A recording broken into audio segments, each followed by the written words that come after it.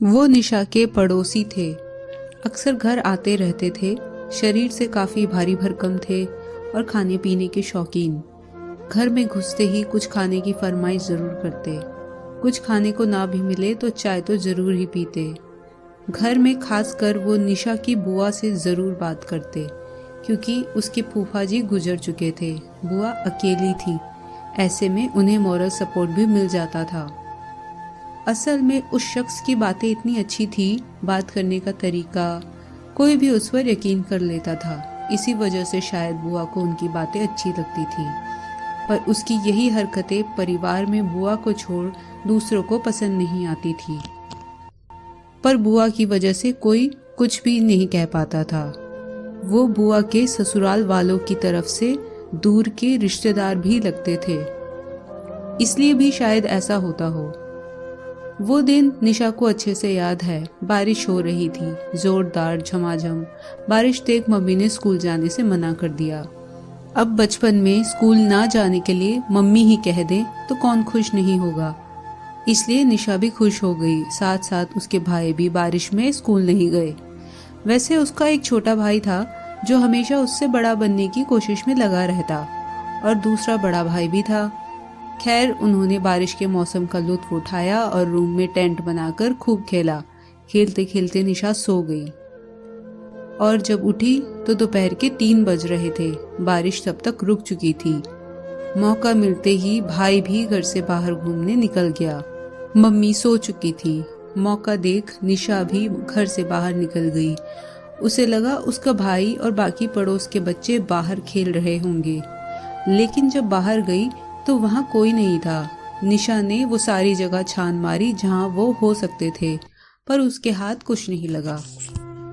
निशा उनका इंतजार करने लगी। बहुत देर तक कोई नहीं दिखा। बगल में एक बांस की करछी पड़ी थी। उसने उसे उठाया और गीली मिट्टी में कुछ कुछ ड्राइंग बनाने लगी। तभी पीछे से अचानक भारी आवाज आई। निशा ने पलट के देखा तो वही अंकल थे, वही जो बुआ से अक्सर बात करने आते थे।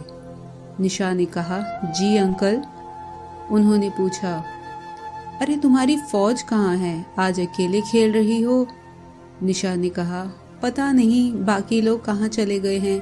क्या आपने देखा वो कहाँ खेल रहे हैं? कहीं आपके घर की तरफ वाले मैदान में तो नहीं खेल रहे? लेकिन वहां तो मम्मी ने जाने से मना किया है। उन्होंने निशा की बातों का जवाब दिया, नहीं वो वहां नहीं है, पर मैं जानता हूँ वो कहाँ खेल रहे हैं। निशा ने कहा, सच में आप जानते हैं वो कहाँ है? उस अंकल ने अपनी गर्दन हिलाई और कहा, चलो मैं ले चलता हूँ। पर निशा ने मना कर दिया। निशा के घर के बगल में एक दुकान थी। वो अंकल वहीं जाकर बैठ गए। दुकान वाले से कुछ बात करने लगे।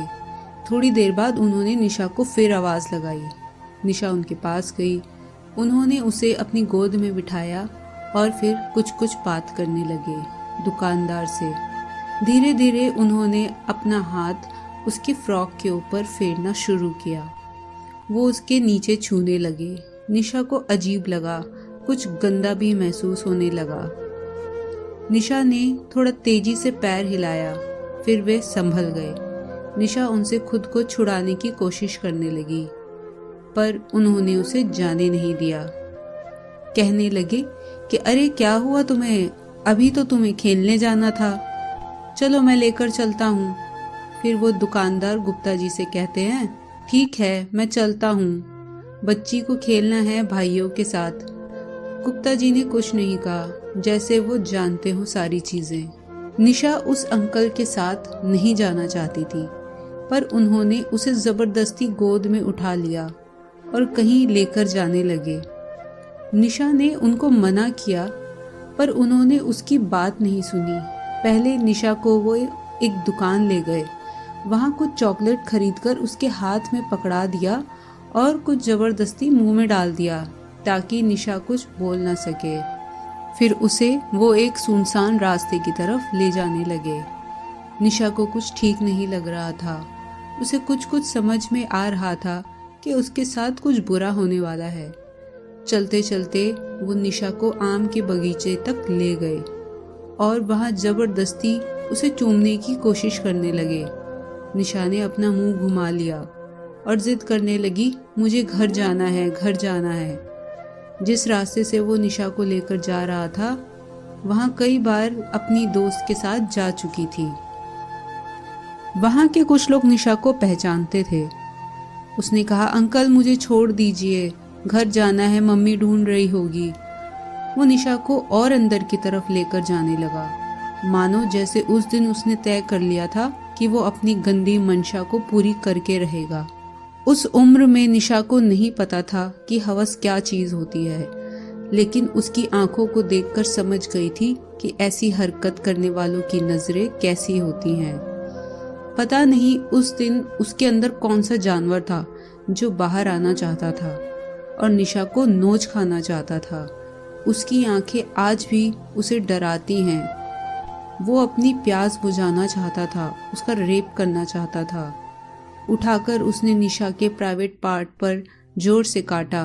वो चिल्लाई, जोर से चीखी, पर आवाज बाहर नहीं गई। वो उस तक ही रह गई क्योंकि उसने निशा के मुंह में कपड़ा जो ठूस रखा था। निशा के हाथ से उसने चॉकलेट छीना, फिर चॉकलेट का पैकेट फाड़ा, उसके प्राइवेट पार्ट पर लगाया और कुछ करने की कोशिश की। तब तक बगीचे की तरफ उसे कोई आता हुआ दिखा। उसने निशा को छोड़ दिया, उसके मुंह से कपड़ा भी निकाल दिया, आंसू पोंछ दिए, गोद में उठाया और आगे ले जाकर छोड़ दिया।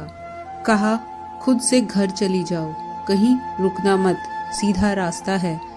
निशा रोते रोते अपने घर पहुंच गई। मम्मी ने देखा, पहले 2 थप्पड़ लगाए और गुस्से में पूछने लगी, कहाँ थी, शाम हो गई है, किससे पूछकर बाहर गई थी। निशा ने कोई जवाब नहीं दिया।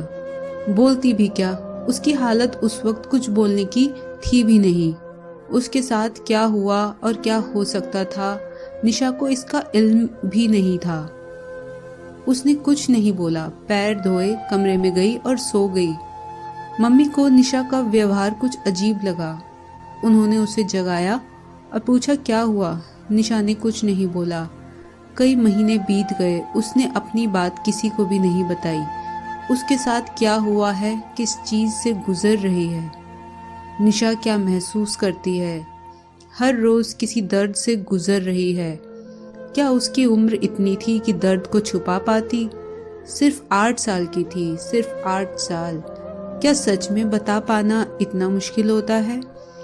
बचपन में ही निशा ने कैसे ये तय कर लिया कि उसके साथ जो हुआ उसमें उसकी गलती थी। उसके साथ बिल्कुल ठीक हुआ, और तो और उस घटना के बाद निशा को लगता था कि वो एक गंदी लड़की है। ये गंदी लड़की क्या होती है, ये सब निशा के दिमाग में आया कहाँ से। वह 14 सालों से इस हादसे को अपने अंदर क्यों दबाए हुए है। उसने कभी किसी को बताया क्यों नहीं, या शायद बताया पर किसी ने समझा नहीं।